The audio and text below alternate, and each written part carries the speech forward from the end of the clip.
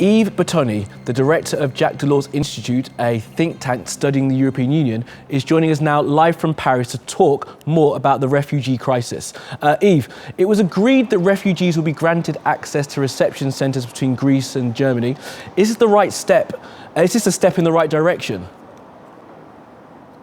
Yes, of course it is. I mean, there is a need to welcome asylum seekers, just to examine their demand and to do it on an orderly basis. So at the moment there is a feeling of mess in Europe because the member states are not coordinated enough, and that asylum seekers are coming to Hungary but they are rejected to Croatia and then to Slovenia.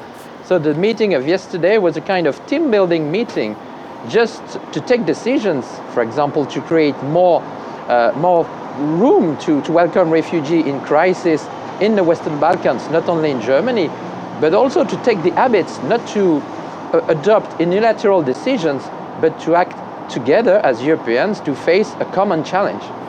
How likely is that to happen? Acting together as Europeans is probably something they find quite difficult, right? At least, you know, the Europeans are united in diversity, and in facing this crisis they are diverse, of course, because they don't have the same visions, they don't have the same interests. You have countries open, such as Germany, and you have other countries which are reluctant to welcome asylum seekers. And by the way, these asylum seekers just want to cross such countries such as Hungary. So there's a need to put people together to act on a more common approach.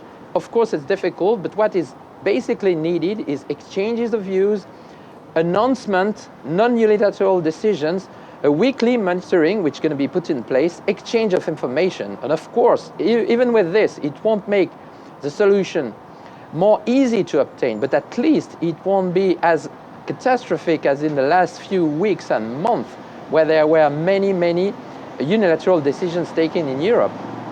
How important do you think it is for the EU to make good on promises, agreements, call them what you will, they have made with Turkey in recent weeks?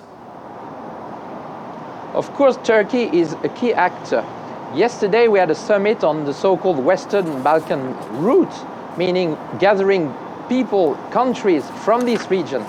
But as the leader's statement said at the end, there's a need to act upstream. So not only a need for a 17-point action plan adopted yesterday, but the need for a common EU-Turkey action plan, which is under discussion. Turkey is key, of course, because we know that 2 million asylum seekers and refugees are in Turkey, so it's the source of the flow coming to Europe.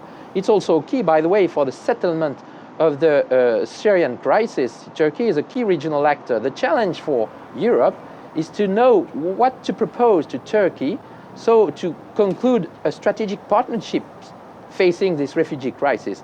Now that the EU is not ready to offer an accession, a membership to Turkey, there is a need to find something else, and we know what. For example, massive financial aid to Turkey, 3 billion euros, facilitation for visa delivery, and some other diplomatic movements seen positively from Ankara, and then convincing Ankara to conclude such partnership with the EU. But do we know as well that the situation is difficult today because there's an election coming in Turkey, so I think there will be a need to wait for the results of this election, so to implement, to adopt and then to implement the EU-Turkey action plan. Yves Bertonicini, thank you very much for that. Mr. Bertonicini there live from Paris.